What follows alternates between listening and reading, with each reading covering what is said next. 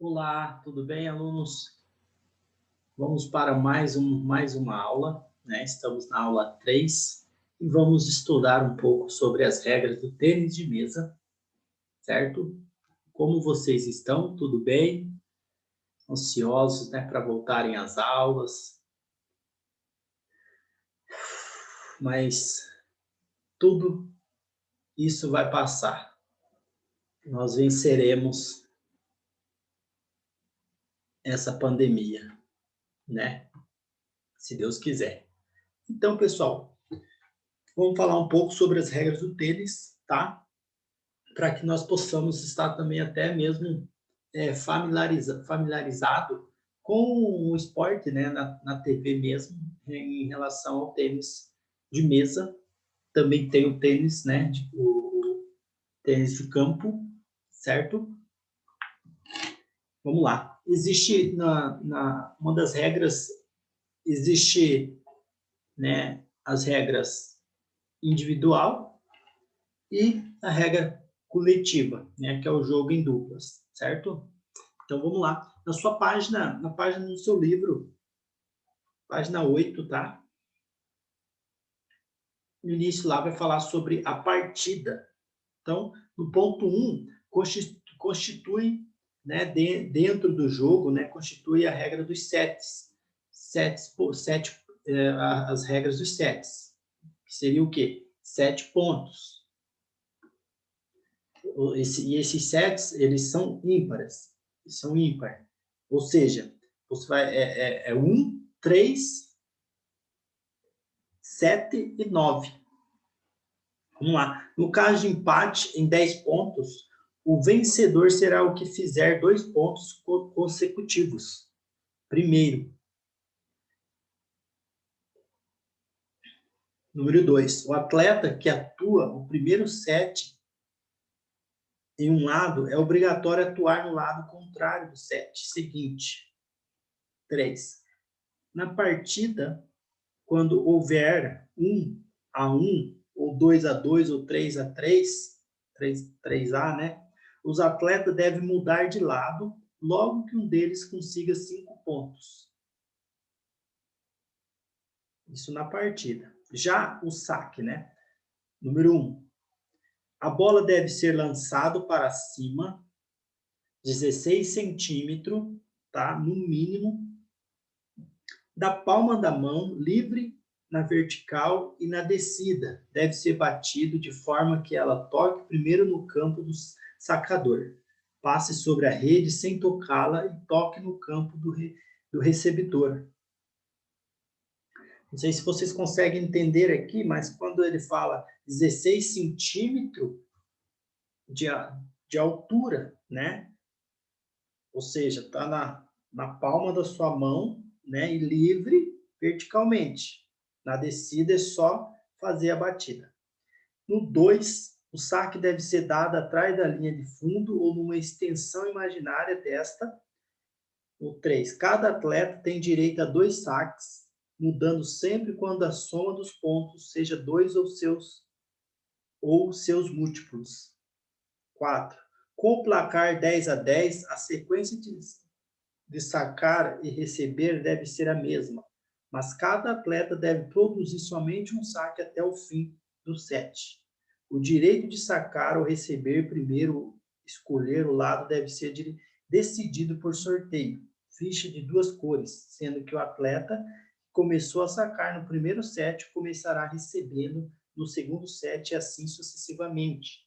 Entretanto, lá no número 6, diz o seguinte, que o sacador deve sacar de forma que o adversário possa ver a bola desde o momento em que ela sai da mão até ser batido com a raquete. Os pontos, pessoal. Vamos falar um pouco sobre os pontos, como que funciona, tá? A não ser que a partida sofra obstrução, não vale ponto. Um atleta perde um ponto quando errar o saque, perde ponto quando errar a resposta, perde ponto também tocar na bola 2 vezes consecutivas, intencionalmente, né?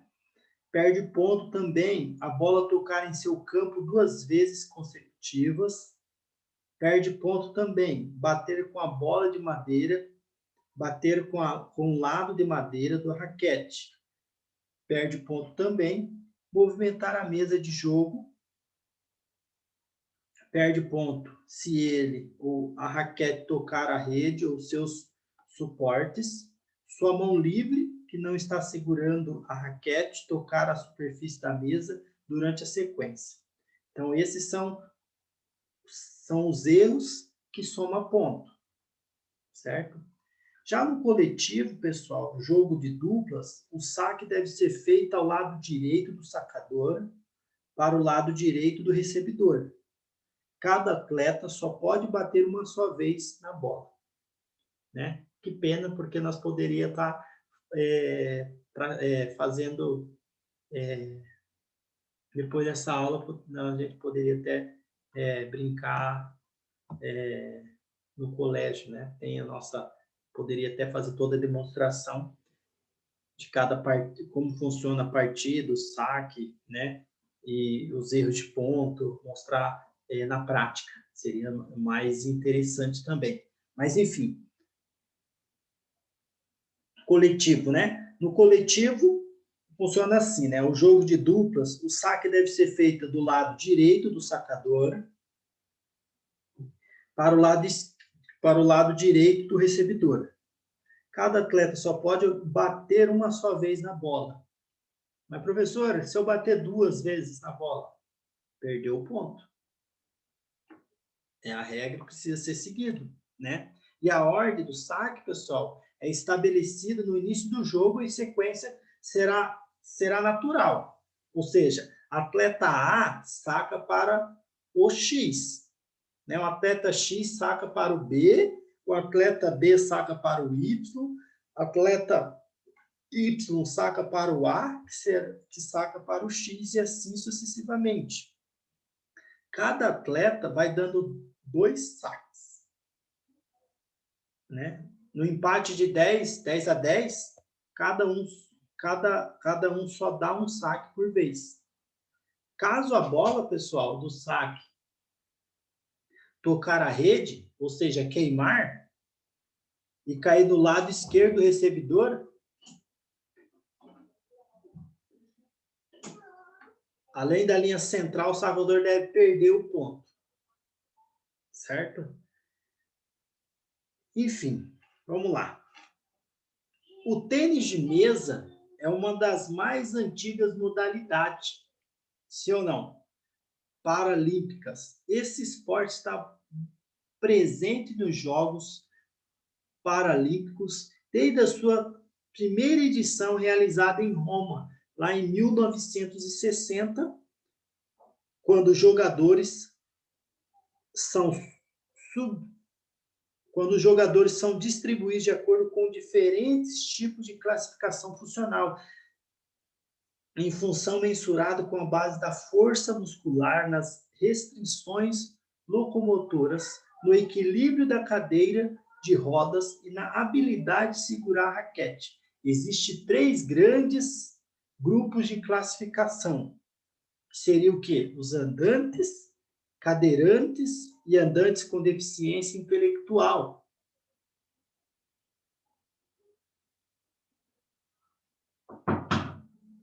Minha filha batendo na porta aqui.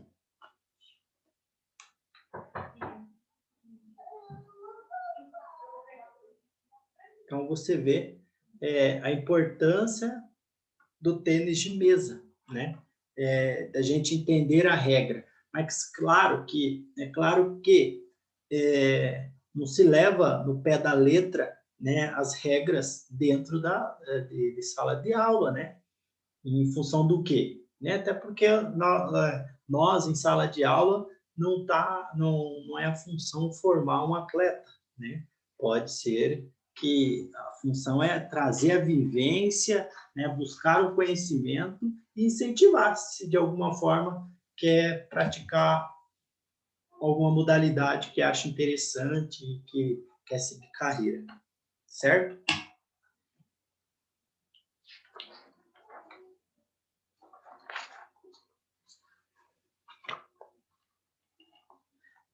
E entre o fundamento básico, pessoal, entre o fundamento básico do tênis de mesa, nós preciso ressaltar para vocês, né, as diferentes formas de segurar a raquete, chamadas de empunhaduras.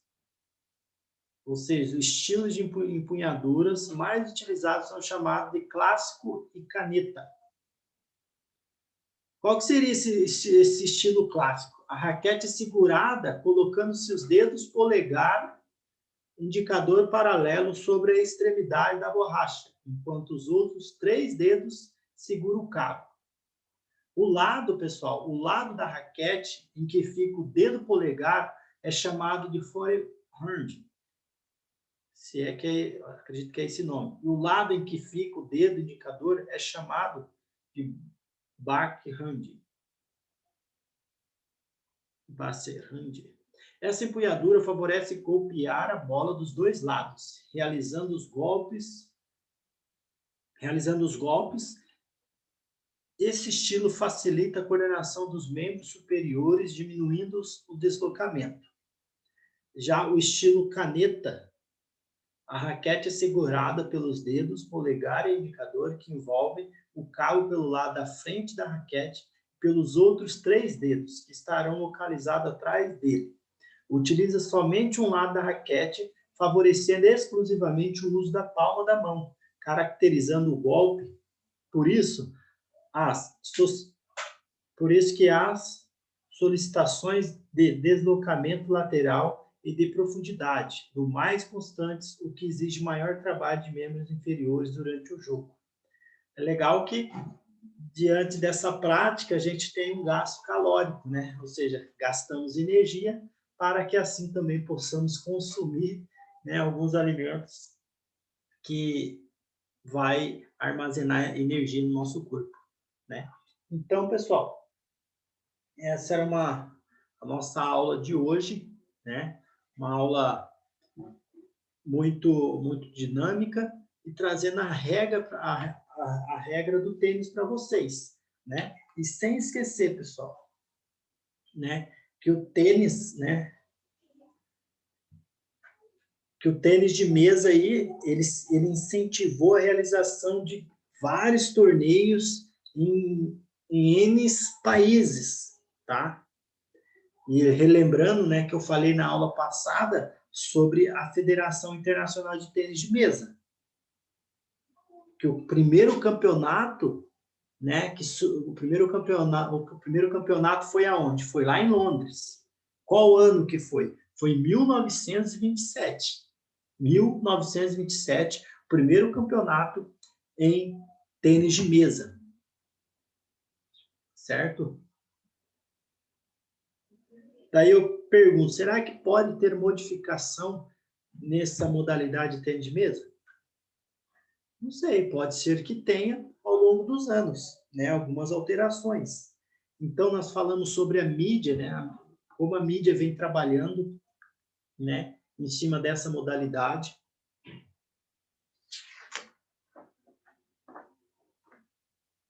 Falamos sobre, né, a história do tênis de mesa, né? Na aula passada, falamos sobre a história do tênis de mesa, falamos sobre o ping-pong, as alterações que aconteceu, né? E sem contar que, diante essa modalidade do tênis de mesa, existe a inclusão, né? A inclusão, né, com pessoas com deficiência intelectual, né, com cadeirantes, né? Existe essa inclusão que é de extrema importância, né? Como nós aprendemos, né? Que nós temos que valorizar o indivíduo, valorizar o ser, respeitar o próximo, né? Independente das diferenças etnias, indiferente dessas coisas. Nós precisamos valorizar o indivíduo, certo? Você já experimentou colocar uma fita nos olhos, né? E aí praticar alguma modalidade?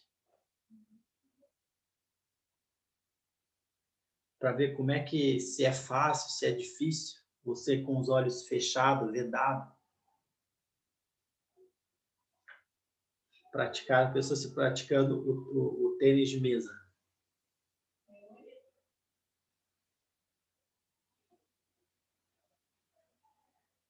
Então, pessoal, é importante a gente estar respeitando.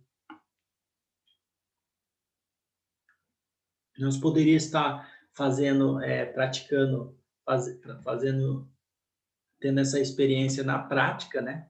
Na escola tem uma mesa de tênis, mas por devido à circunstância não podemos ter acesso, mas eu acredito que logo, logo nós iremos ter acesso, né? Logo, logo vão voltar às nossas aulas e presencialmente e vai ficar tudo mais fácil, tá bom? Então, eu fico por aqui, né? Até a nossa próxima aula, tá? Estude a apostila, né? Vou estar fazendo a prova, né? Vou estar falando sobre a prova na próxima aula também. Não cria pânico, vai ser uma prova que eu acredito que, se todos estudarem, todos irão muito bem na prova, tá bom? Então, um abraço e até a próxima aula. Até a próxima aula.